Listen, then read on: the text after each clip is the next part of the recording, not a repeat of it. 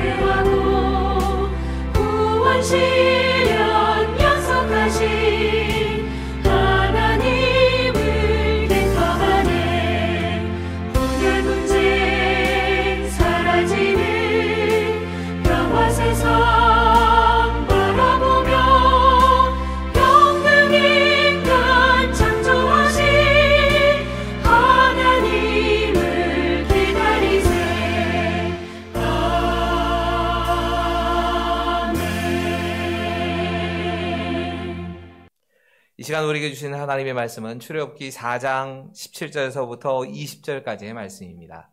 출애굽기 4장 17절부터 20절까지의 말씀입니다. 저와 여러분이 함께 읽으시도록 하겠습니다. 천천히 같이 읽겠습니다. 너는 이 지팡이를 손에 잡고 이것으로 이적을 행할지니라. 모세가 그의 장인 이드로에게로 돌아가서 그에게 이르되 내가 애굽에 있는 내 형제들에게로 돌아가서 그들이 아직 살아있는지 알아보려 하노니 나로 가게 하소서. 이드로가 모세에게 평안히 가라 하니라. 여호와께서 미디안에서 모세에게 이르시되 애굽으로 돌아가라. 내 목숨을 노리던 자가 다 죽었느니라. 모세가 그의 아내와 아들들을 나귀에 태우고 애굽으로 돌아갔는데 모세가 하나님의 지팡이를 손에 잡았더라. 아멘. 기도하겠습니다. 하나님, 지금 이 시간 이 말씀 앞에 멈춰서게 하시고 우리에게 사명을 맡기시고 우리에게 그 감당할 능력도 허락하시는 그 하나님을 만나는 귀한 시간 될 수 있도록 이 시간 역사하여 주시옵소서.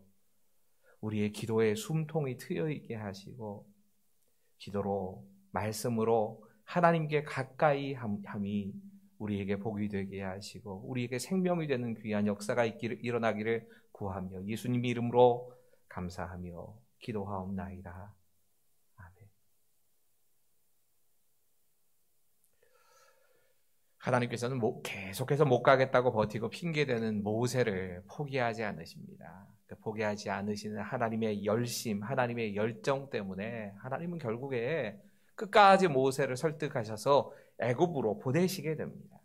그리고 이렇게 순종하기로 결단하는 모세를 향하여서 하나님은 몇 가지의 약속을 허락하십니다. 몇 가지를 내가 너에게 주겠다 하고 감당할 수 있는 능력을 허락하십니다. 모세가 제일 먼저 자주 말했던 건 내가 입이 뻣뻣합니다. 내가 다른 사람들을 설득할 만한 언변이 없습니다. 이렇게 말을 합니다. 그러자 하나님께서는 동역자인 아론을 보내주셔서 그의 형 아론을 통해서 네가 다른 사람들에게 말을 할 수 있게끔 해주겠다 말씀하십니다. 마찬가지입니다. 우리에게도 사명을 감당할 때 하나님께서는 우리에게 동역자를 보내주십니다. 더 나아가서 하나님은 약속의 말씀을 주십니다. 내가 너와 함께 할 것이고 내가 너의 인생을 인도하여 주겠다라고 약속하십니다. 하지만 이것으로 끝이 난 건 아니었습니다. 하나님께서는 모세에게 확신을 주시기 위해서 한 가지 아주 상징적인 물건 하나를 주십니다. 그건 지팡이였습니다. 하나님은 이 지팡이, 내가 지금까지 사용하던 그 지팡이를 하나님의 지팡이로 바꾸어서 그것을 통해 역사하신다고 약속해 주십니다. 우리 함께 17절의 말씀을 다시 한 번만 읽겠습니다. 17절입니다. 너는 이 지팡이를 손에 잡고 이것으로 이적을 행할지니라. 여러분, 말씀에 순종해서 이제 드디어 모세가 장인인 이드로에게 가서 자기가 애굽으로 돌아가겠다고 이야기를 합니다. 그런데 좀 뜻밖의 장면이 벌어집니다. 장인 이드로가 모세의 말을 듣고는 이 모세가 말하는 이 말에 그냥 평안히 가라, 그리고 축복해 주는 겁니다. 여러분, 40년의 시간 동안 이 장인의 양치기의 역할을 했기 때문에 모세가 40년 만에 고향으로 돌아간다고 하는 게 받아들여지기가 쉽지 않습니다. 야, 네 고향의 친척들 또 식구들이라 할지라도 널 다 기억이나 하겠냐, 반대할 만도 합니다. 또 이드로는 그때쯤이면 모세를 죽이려고 했던 사람들이 이집트에 있다는 사실을 알았을 겁니다. 그 사람들을 피신해서 모세가 도망을 온 겁니다. 그 사람들이 너를 죽일지도 모르는데 너 내 딸 과부 만들 일이 있냐, 가면 안 된다, 반대하는 것이 보통 정상적인 반응일 겁니다.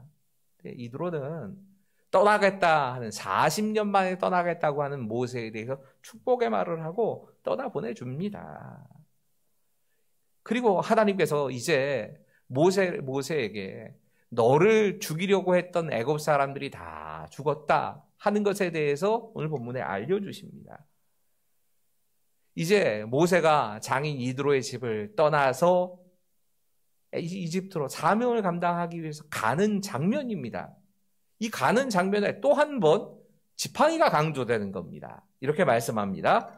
20절의 말씀입니다. 모세가 그의 아내와 아들들을 나귀에 태우고 애굽으로 돌아가는데 모세가 하나님의 지팡이를 손에 잡았더라. 여러분, 이 지팡이는 40년의 시간 동안에 모세가 양을 치던 모세에게는 너무나 익숙한 도구였습니다. 하지만 이제는 더 이상 모세가 이전에 사용했던 지팡이와 지금 모세가 짚고 가는 지팡이는 다른 것이 되었습니다. 이렇게 말씀하지요. 하나님의 지팡이를 손에 잡았더라. 이 차이가 어디서 나왔을까? 이전에도 늘 자신이 사용하던 그 지팡이가 하나님의 지팡이로 바뀌었다는 겁니다. 실제로 이 하나님의 지팡이를 통하여서 모세는 애굽의 바로를 꺾는 역사를 벌이기도 하고 홍해를 가르기도 하고, 완전히 이건 여기서는 물이 나올 수 없다 생각하는 곳에 반석을 쳐서 깨트려서 물이 솟아나기도 하는 그런 기적을 계속 벌이게 됩니다. 그냥 단순히 모세가 사용하던 그 익숙한 지팡이가 아니라 진짜 하나님의 지팡이로 바뀐 겁니다. 여러분, 하나님의 약속이 담기게 되면 하나님께서 내가 그 지팡이를 통해서 역사하시겠다 하면 그 순간부터 우리가 늘 익숙하게 붙잡던 그 지팡이가 달라집니다. 하나님의 기적을 이루게 하는 도구가 되는 것으로 그 지팡이가 바뀌게 되는 겁니다. 여러분, 모세의 지금 이 순간의 변화는 그가 이제 하나님의 사명을 따라서 사는 사람, 순종하는 사람으로 변했다고 하는 겁니다. 그리고 그의 손에 들려있던 늘 익숙하던 그 지팡이가 놀라운 역사를 이루게 되는 겁니다. 성경에 이런 장면들이 많이 등장합니다.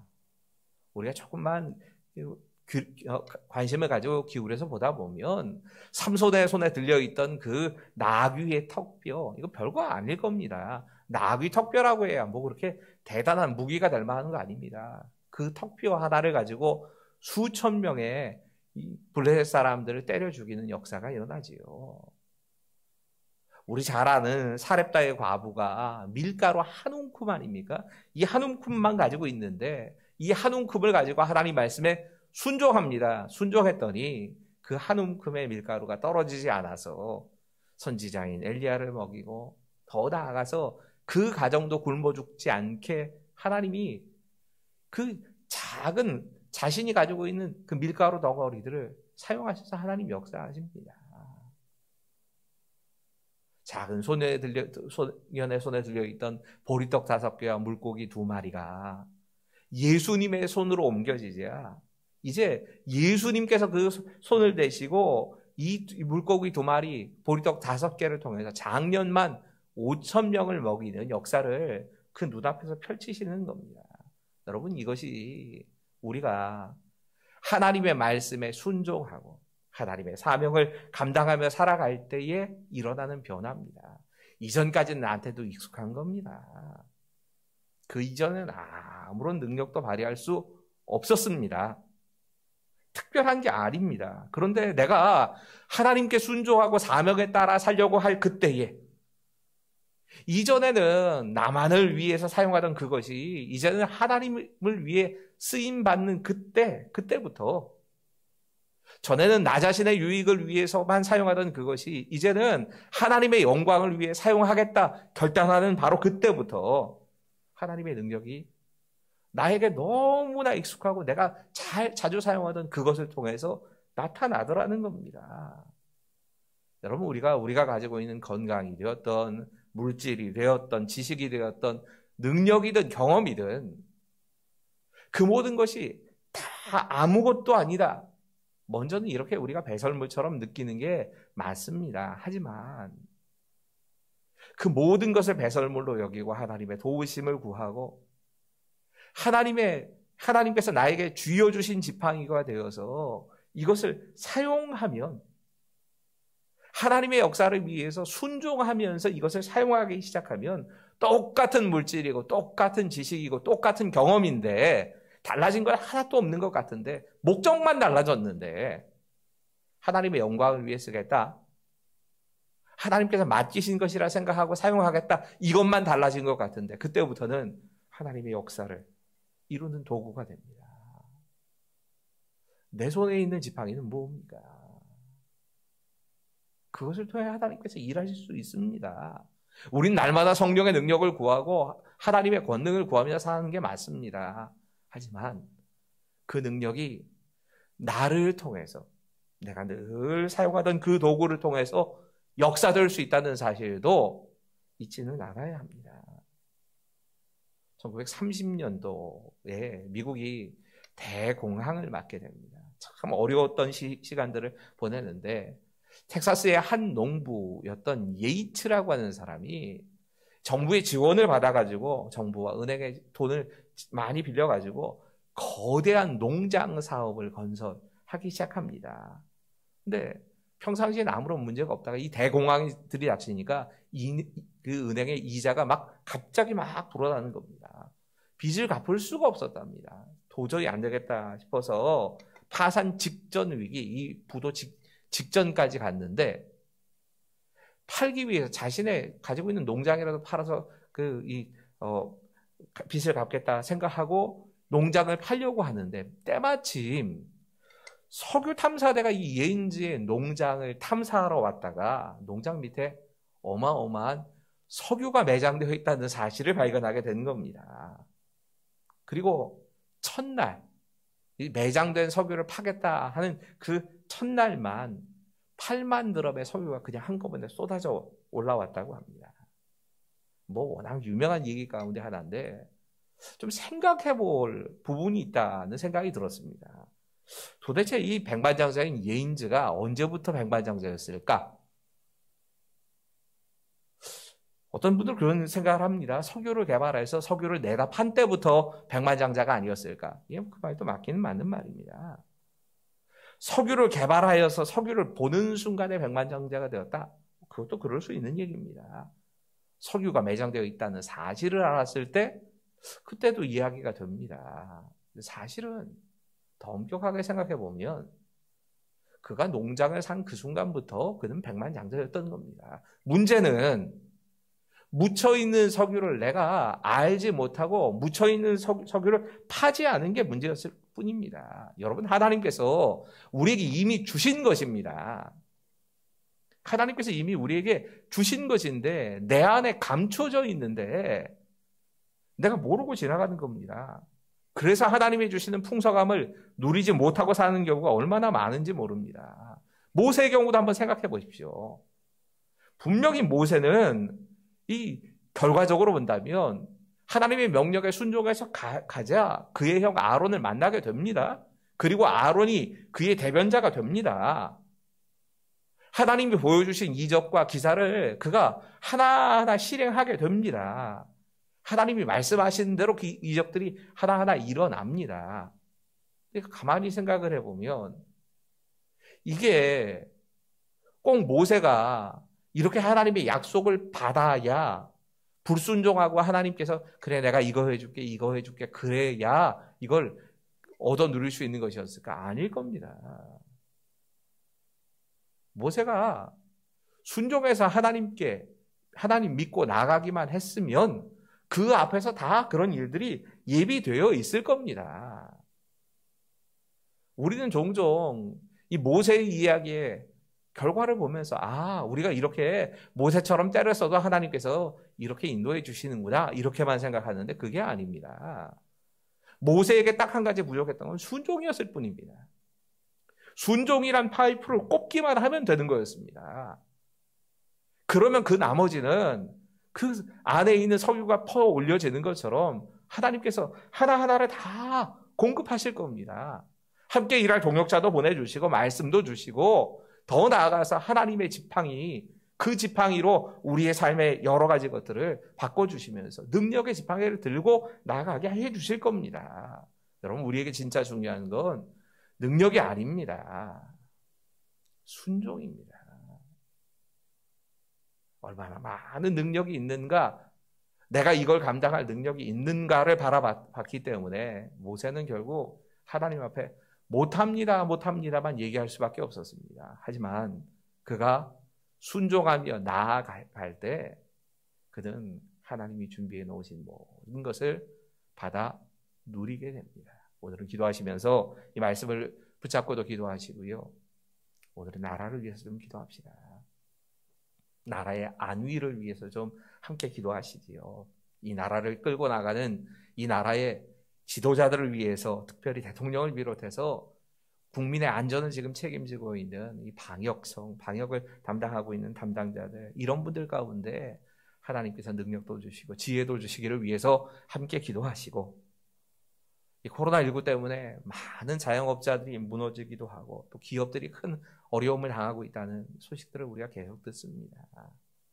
이 시간에 정말 이 경제를 위해서 좀 함께 기도하시면서 오히려 이 어려움의 시간들이 우리 경제가 좀 건강해지는 순간이 되기를 위해서 세계적으로 경쟁력을 좀 가질 수 있는 그런 기업이 세워질 수 있는 기회가 되게 해달라고 하는 기도를 좀 같이 하시고요. 이 땅의 문화가, 이 땅의 교육이 하나님의 말씀에서부터 벗어나는 이 교육이나 문화의 흐름을 하나님 좀 차단시켜 주시옵소서 함께 기도하시고 아마 이 코로나 때문에 특별히 더 관심이 가져지는 게 환경의 문제일 겁니다.